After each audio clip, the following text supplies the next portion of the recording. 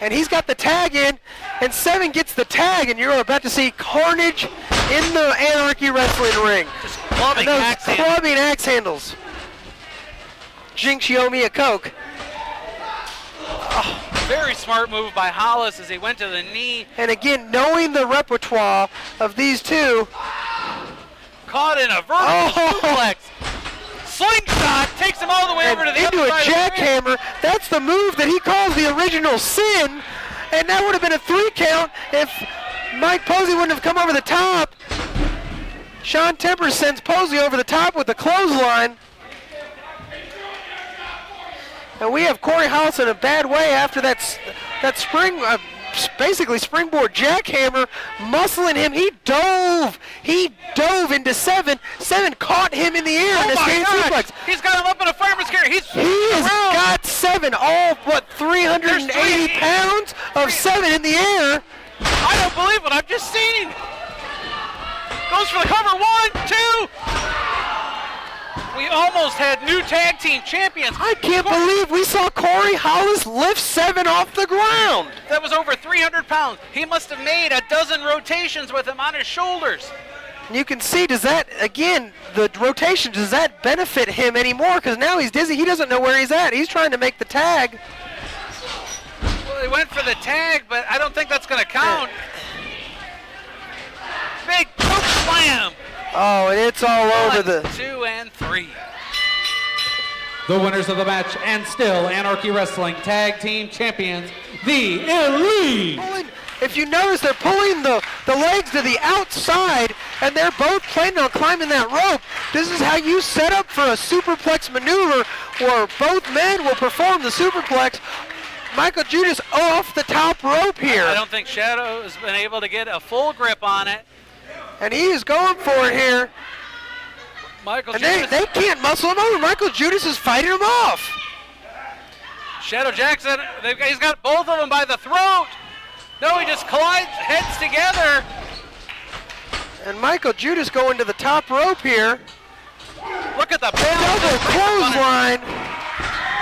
And Michael Judas is on fire here after taking both men down with a top rope clothesline. I would hate to be either member of Urban Assault Squad right now.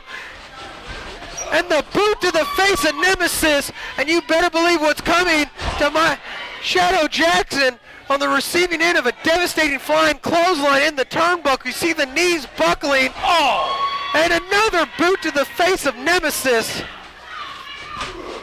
Spinebuster by Shadow. And that is... And that was...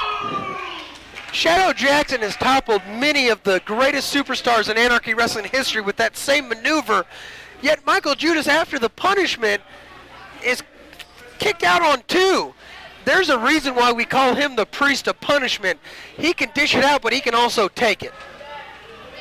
The man that dove over that top rope onto Jeter, using his body as a weapon just to hurt Jeter, the man will stop at nothing to win this match. Whipped hard into the corner. Shadow Jackson comes charging in. Big splash. Clothesline out there. And Shadow Jackson didn't see that. Ducks the clothesline. And a big boot. Goes for the cover. 1, 2. That's it. The winner of the match, the priest of punishment, Michael Judas. A sport or contest in which 2 individuals face off in unarmed combat. Anarchy, a state of lawlessness due to absence of authority, a complete lack of order. What happens if you mix the 2 together? Anarchy's only going to try. They do! Press save at the top of the cage. Carry position. Oh, God! Put the big man up. That's a lot of man. The female, you can't do this. Brody, no. Oh, man. Trick or treat. Oh, and he hit Miss Rachel. Oh, cheers. Oh, my God.